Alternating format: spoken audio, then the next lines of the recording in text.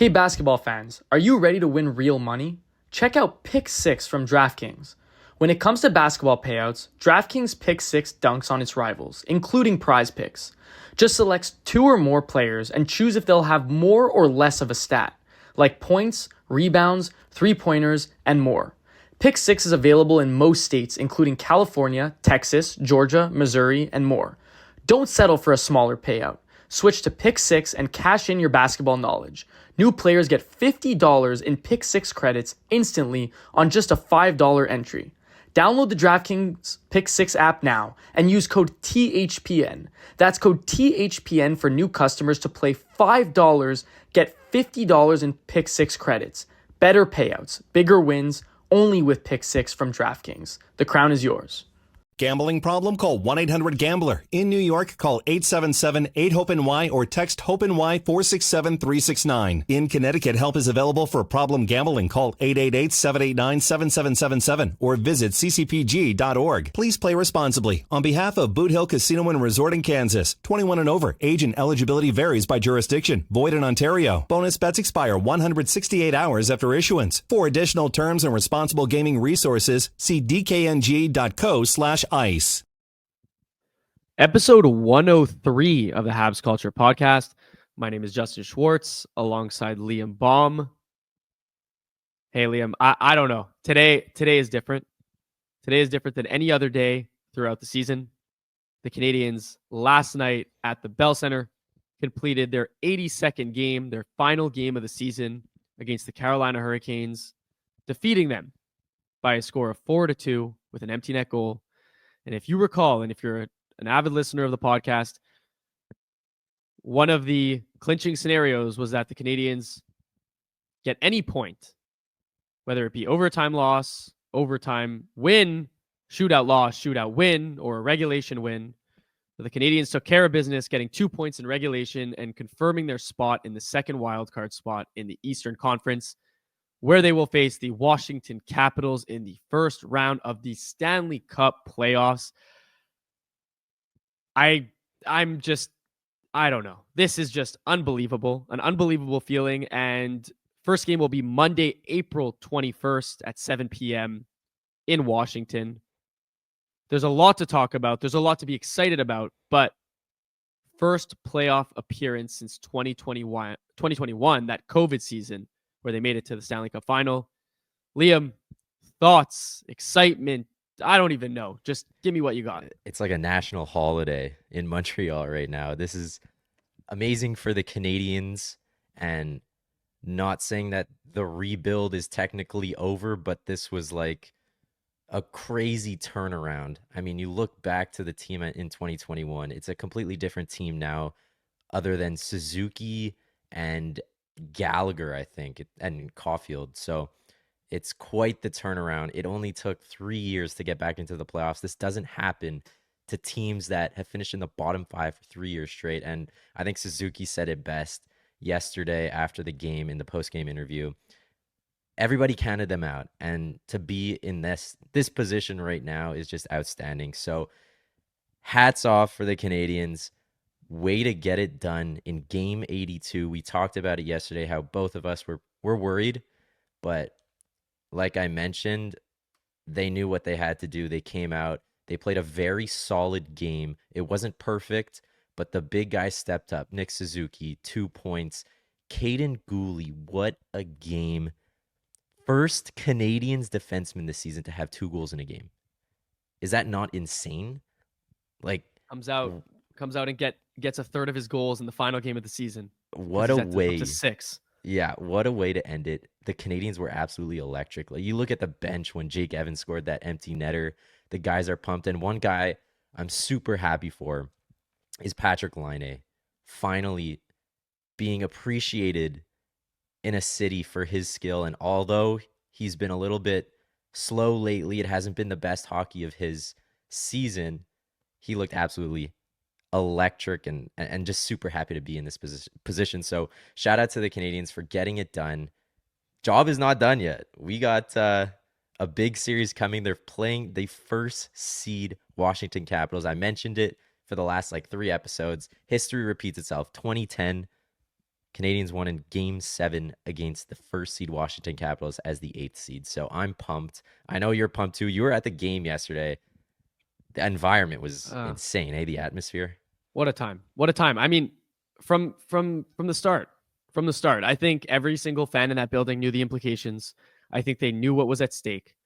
And I think the players realized that too. And although, again, it wasn't their best performance on paper, right? You watch and we got frustrated. I think we were both a little bit like at sometimes like, couldn't make a pass on the tape, couldn't get the power play going, still struggling in that aspect. But again, it's the fact that they dug deep and found a way to win against all odds. I mean, I saw you repost this yesterday, Liam, and honestly, blew my mind. You go back to as late as the beginning of November.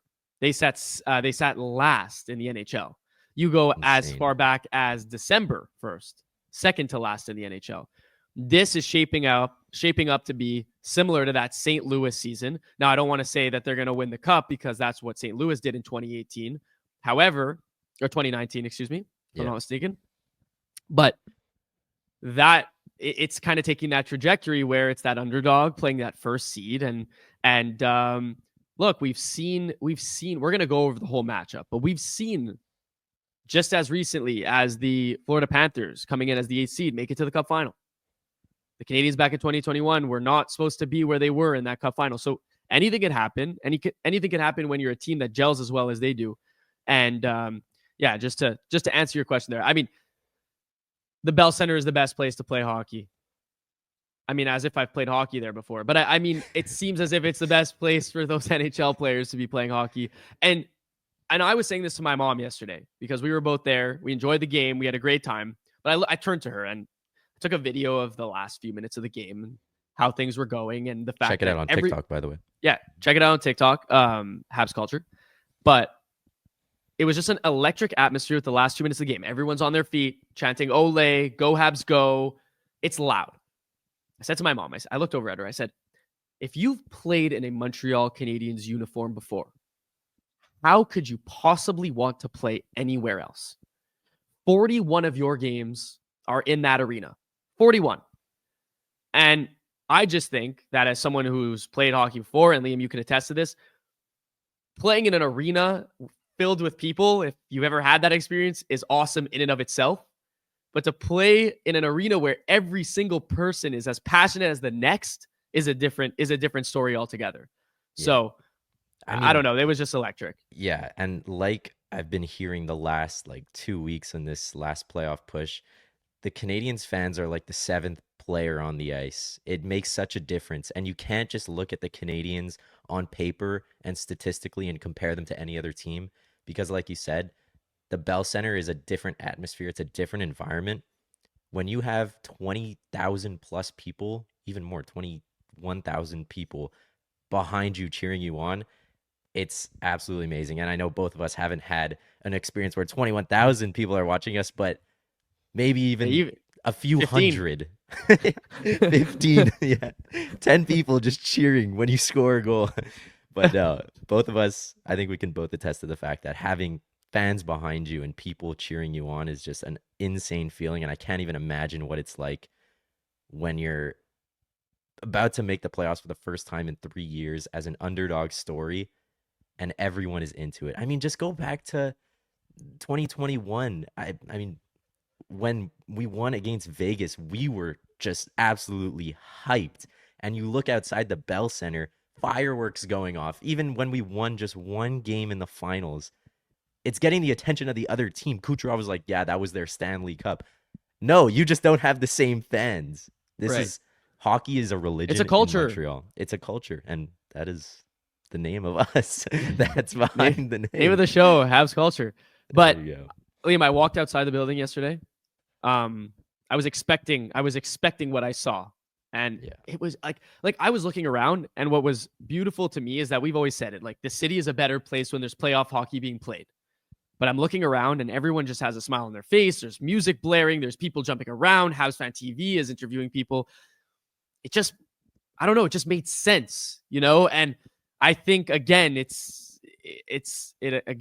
speaks to the culture. It speaks to that quote unquote religion that exists here in Montreal.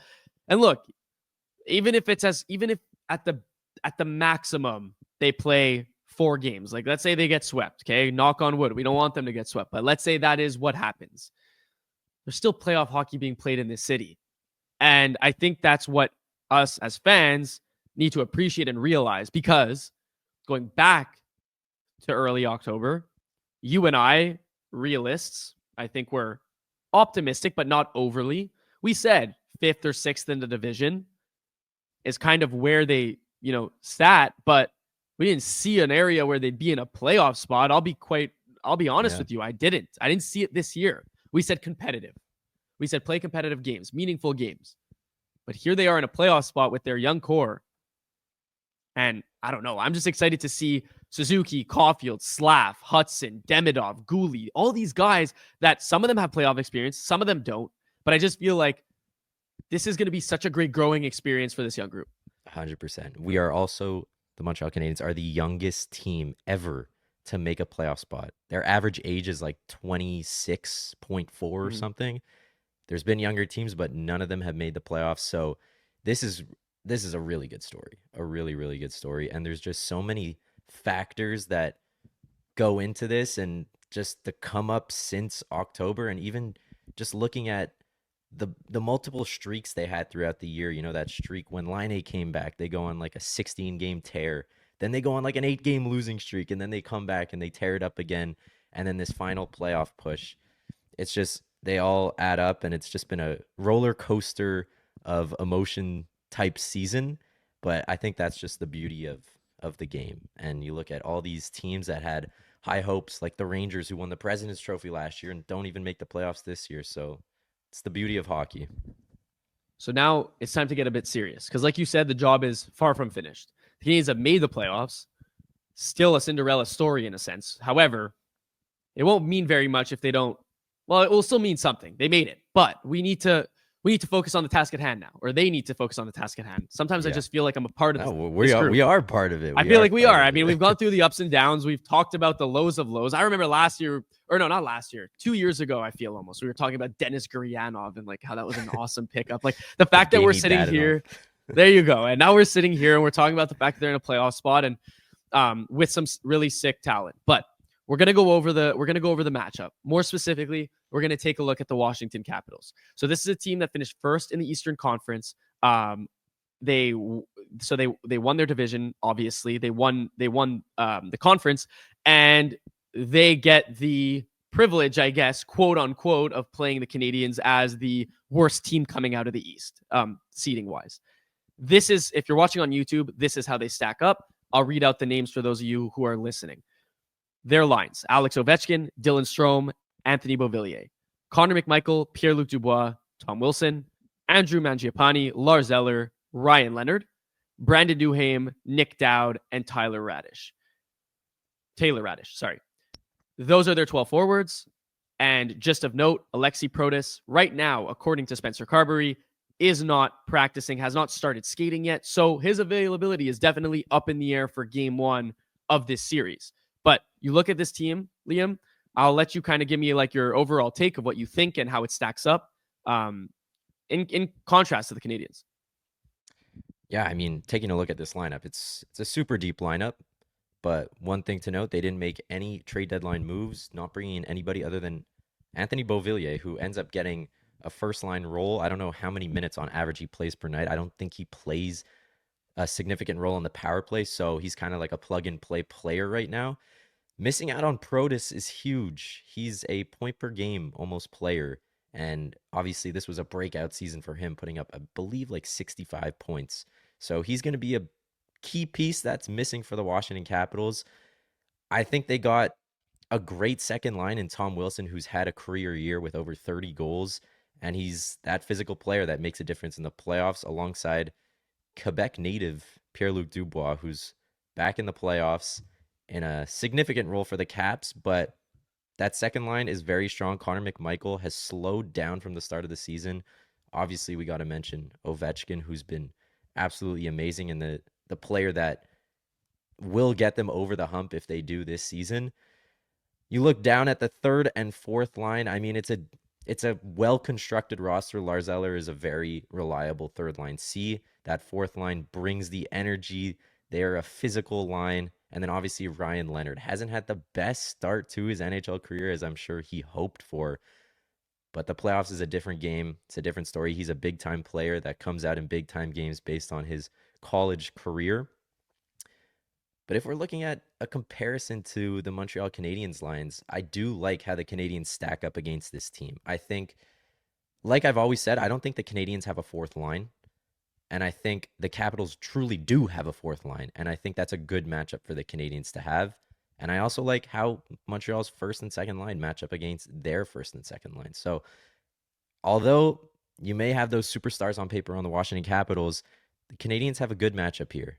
A very good matchup. Cole Caulfield, pure goal scorer this year, has put up, I think, 6 less goals than Ovechkin, or 7 less this season. Nick Suzuki is the highest point player in this series. 89 points on the season.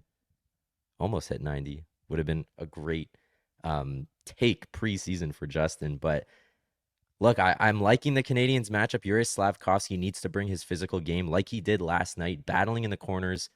He's going to be like that Tom Wilson, stack up. He's going to be matching up against Tom Wilson. So they got a battle. Obviously, Patty Laine and Demidov, they're going to take a step forward in this series. They're going to bring their skill. And I think they're able to take that I believe they'll probably match up against the third line, possibly the second for the Washington Capitals. So we'll see how that matchup goes. But I really do like the fourth line and third line matchups with Gallagher, Dvorak, Anderson versus Lars Eller and company. And then again, I think Heineman, Evans, and Armia bring more to the table in terms of skill than Duhaime and those guys on the fourth line for the Caps. So those are my initial thoughts. How do you like this matchup versus the Capitals? I like it. I think again, I'll be the first one to admit that I think that the Capitals have a significant amount of depth. But I think that the Habs are also very deep, right? We go back a few episodes. We talked about how the Canadiens have the most 10 goal scorers on their team. That shows you depth.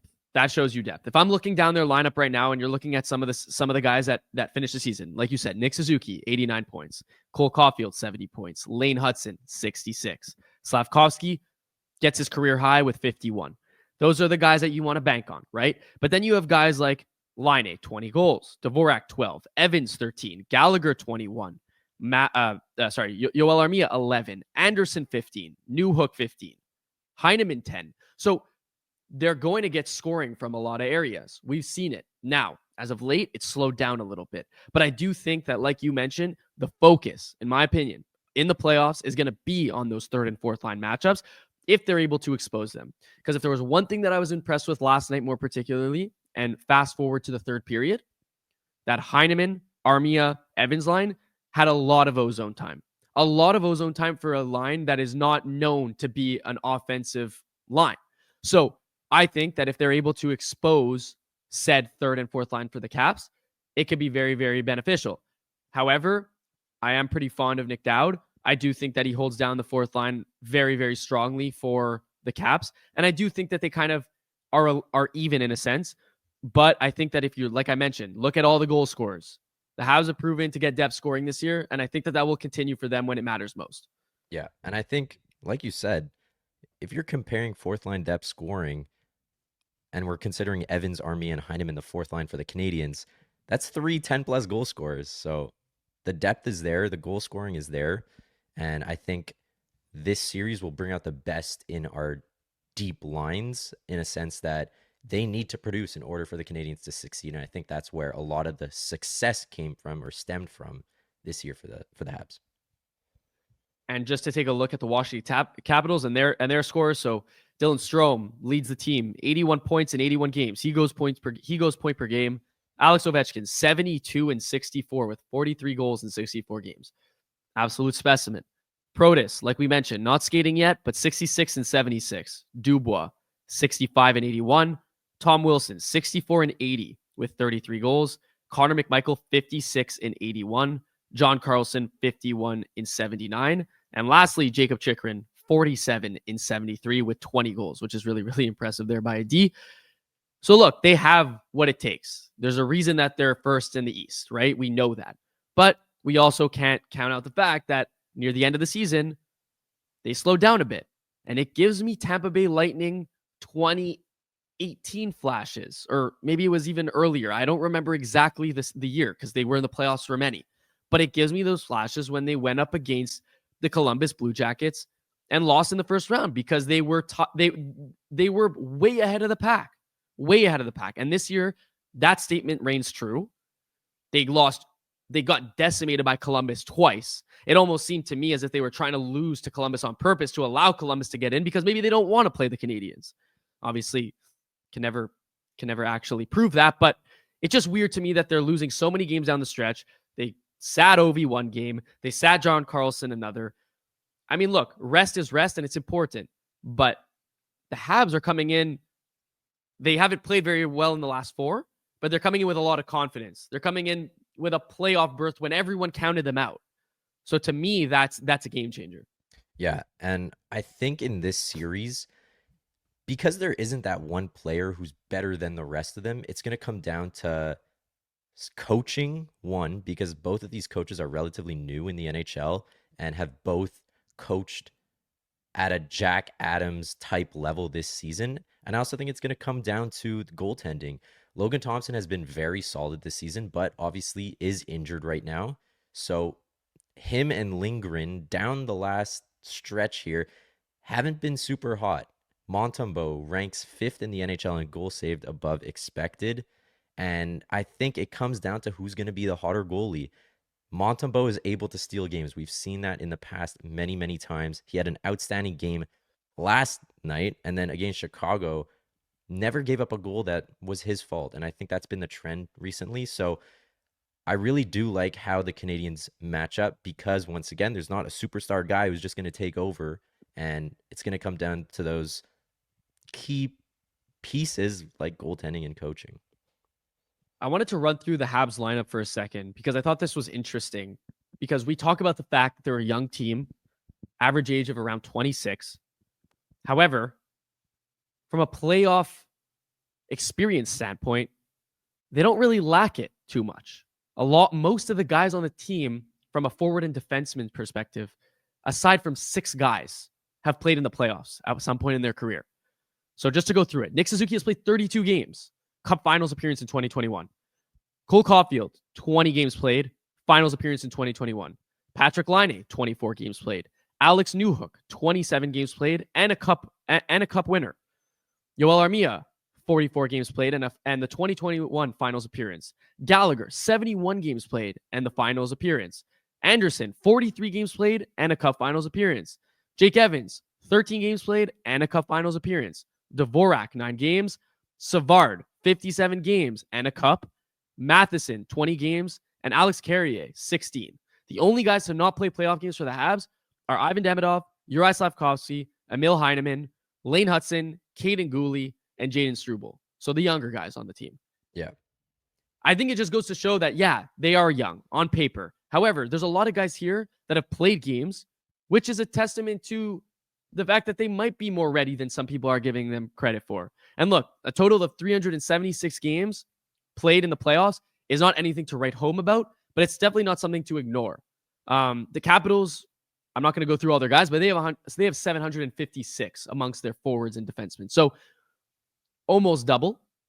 But how many of those come from Ovi, John Carlson? So Ovi has 151 and John Carlson has 127. So that's almost you half.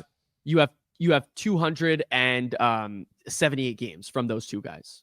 So little over a quarter there. But it's pretty crazy. It's pretty crazy that the Canadiens kind of, I feel like, get discredited in a sense for their age and the fact that they're just squeaking in. But there are some guys that have played games there and meaningful hockey too. So definitely something to note.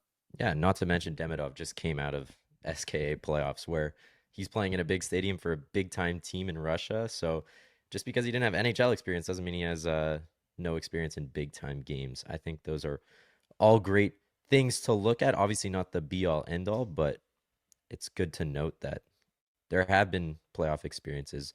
One thing I want to mention this season, Lane Hudson, absolutely insane year. We're going to bring this up. I'm actually going to bring the other one up first. We'll talk about it. He is the Calder winner, putting up 66 points on the season. Here's a little bit of a breakdown of how his points came in the last few months, or how many he put up in the last few months. But so 60 games, 6 goals, 48 assists. Well, this is since November 27th, by the way, since he was put on power play 1, I believe, maybe a little bit after. But 48 assists, first among all D-men, 54 points, fourth among all D-men, plus 11. So get these can't play defense statements out of here. 32 even strength points. That's a crazy stat to note. 6th among all D-men. And then we can see his breakdown here per month. In December, 53 points in 59 games. January 1st, 40 points in 45 games. Since February 1st, 27 points in 31 games. And then down this last stretch, March 1st, since March 1st, 22 points in 23 games.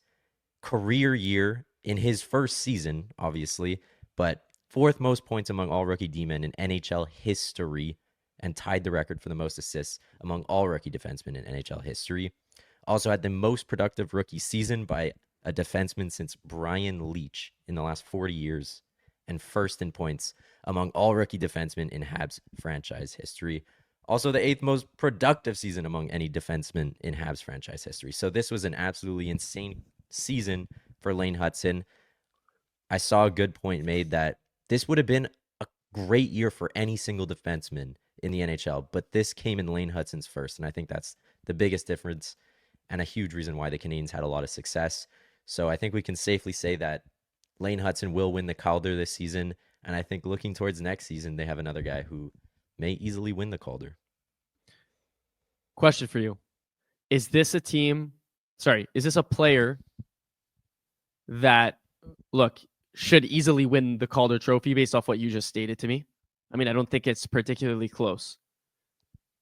Is this a guy that gets maybe 4th or 5th place Norris votes, in your opinion? Honestly, I really wouldn't be surprised. Like, this is a Norris caliber season. You end up in the playoffs. Like, if we're comparing Rasmus Dahlin's season, who I believe he had 67 points, to Lane Hudson 66. I'm valuing Lane Hudson's season more because the Canadiens made the playoffs. 100%. He was a huge reason why. And obviously, if Buffalo made the playoffs, Dahlin would have been a massive reason why. But you look at the Canadiens roster, and he comes in his first season. They go from 5th to last to a playoff spot. So I'm valuing a season like that over a Rasmus Dahlin type season or type player to be on a team like that, just because of that playoff spot. And even if we're looking at a team like Edmonton, Evan Bouchard had, I believe, 70-something points. But you're playing with Connor McDavid and Leon Draisaitl. And I understand that, you know, he can't avoid that. And obviously, he's a great player in itself. But he's not a top 4 player on the team. And he's not even the best defenseman on his team. So I'm not looking at points solely, even though that's basically what the Norris is ranked on, which is a bit silly in my opinion. But if I'm thinking about defensemen that had better seasons than Lane Hudson, I'm going Makar, Werenski, and Hughes. That's it. Yeah, no, I agree. I think if you go back to our conversation a few episodes about the Hart Trophy and the standards, it's obviously, again, a bit, I wouldn't say skewed, but the standards are different than what we would attribute to them. So yeah, I think you're definitely right to put him in that conversation, and I would too, you know, in that 4th or 5th spot, because again, you look at what the impact that he had on his own team. But even if you wanted to put that aside, even if you wanted to say, this is not how the NHL ranks it, this is not how they do it, we're going based off points, offensive production, so on and so forth, well, then even by those standards, he's still top 5. Yeah. So very impressive, or not top 5, but he in points, he's up there. He's he was right, like top 6 or 7. Right, so exactly. Crazy. So you got to give credit where credit's due, and he also excelled defensively when a lot of people were not excelled, but he definitely was a lot better defensively than everyone gave him credit for. So credit where credit's due, and super excited to see what he can be in the playoffs, because honestly, I think that this year, as much as I want to attribute a lot of value, and I am giving credit to Suzuki with his 89-point season, unbelievable hockey player, top 10 center in the league. However, Lane Hudson has been the biggest game changer for the Canadiens this season because, again, I think if you take Lane Hudson off this team does not sniff the playoffs. Does not sniff the playoffs. And if you take Suzuki off this team, the Habs don't sniff the playoffs either. However, in Lane Hudson's rookie season, to be doing what he's doing is beyond any description that I could probably provide. So we'll leave it at that. Yeah, go ahead. One thing I want to bring up with you, kind of changing the topic again, just going back to the Capitals' construction of their roster and the physical play that they bring, would you want Arbor Xhekaj to be in the lineup to match up against that physicality that the Capitals bring?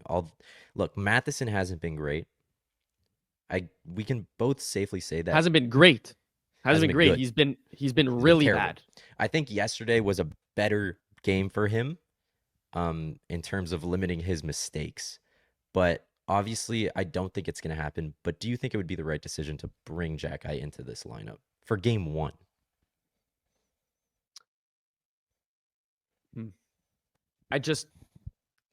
Yes, it's just a question of who you take out because we've said it before. They're not taking out David Savard. Just not happening. Do I think he deserves to be taken out? Probably. I don't think he's played at a good enough level this season overall to merit being there and to have a solid spot on the team. It's just there's that veteran status that I think that allows him to, or that doesn't allow the Canadiens brass to take him out. You can't take out Matheson. You can't take out. You're not. I mean, I guess the conversation would be: are you taking out Xhekaj? Are you putting in Xhekaj for Struble? Right. That's the realistic avenue. And my answer is I don't know. I think it's a difficult thing to answer, but from a pure physicality standpoint, I think there would be a lot of value of having him in the lineup for Struble.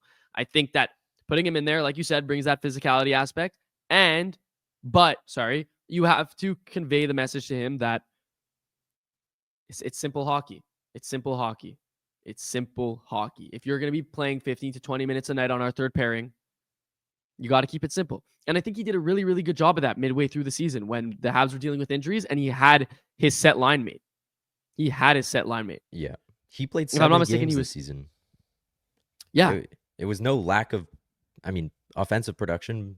He wasn't great, but that's not his role. And I think now that Struble's role is a third pairing D-man, he's not playing with Hudson anymore. I feel like you can make that swap, and that was the exact decision I had in mind. But the playoffs is a different game. I'm not saying Struble can't bring that physical presence, but he's not a big defenseman. And obviously, we've seen in the past how having a bigger D-core is correlated to winning in the playoffs. Obviously, there are standouts like Cale Makar. There's guys like Quinn Hughes that obviously make such a big difference, which I do think Lane Hudson will bring in the playoffs. But having your depth guys as tougher and bigger and stronger makes it very hard to play against. So I do think giving Xhekaj an opportunity, especially after playing 70 games this year. Struble sat a good chunk of the season until he came into the lineup and played with Hudson. Obviously, he's been very solid, but like I just said, having a big guy like Xhekaj in the lineup and being able to throw him out against, a player like Tom Wilson or a fourth line with Duhaime and Dowd, who are very physical, would be super beneficial for the Canadiens. Yeah, I just don't see a world where it happens, but I agree with you. Yeah. I just don't see a world, again, we've seen the resistance to change by the Canadiens in different aspects, whether it be on the power play or whether it take an injury for something to happen. It seems to be the story through and through, but I do think that Xhekaj would benefit from being in the lineup. I do think that his physicality, I think that's, I've said it many times, but is such a valuable aspect of his game. And I think that he's also, again, when he gets comfortable with his D partner, he becomes less mistake prone. I right now Struble is playing with who? Alex Carrier on the right side. Yeah. So I think a pairing of Xhekaj and Carrier could be great. Carrier is a very, very good skater. He plays the right side. He's very smart. I'm not saying that he can make up for every mistake Xhekaj would possibly make, but I do think that he's that good stay-at-home partner who's a good skater. So I think it could make sense. Do I see it happening? Unfortunately not.